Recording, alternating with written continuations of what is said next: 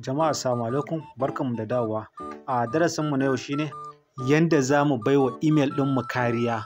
Ku yi ƙoƙari ku danna mana subscribing. Idan ka shiga email ɗinka kamar haka za ka danna nan gurin. Da zarar ya kawo ka nan gurin zai fito maka da email ɗinka duka wanda yake kan wayarka gaba ɗaya. So sai ka zaɓi wanda za ka ke so ka bashi tsaro, sai ka taɓa wajen Google account. So da zarar ya kawo ka nan gurin, ga guri nan da na zagaye. So wannan rubutun shi za ka dinga jawowa a hankali a hankali. So idan ka jawo za ka ga security sai ka taɓa.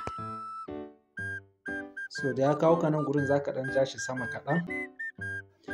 Kuskuren da mutane da yawa suke yi wajen two-step verification ɗin nan yana da matuƙar muhimmanci ka seta shi.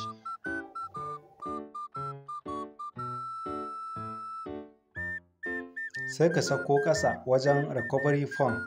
So shi ma sai ka saita shi, daga nan sai ka zo wajen add recovery email.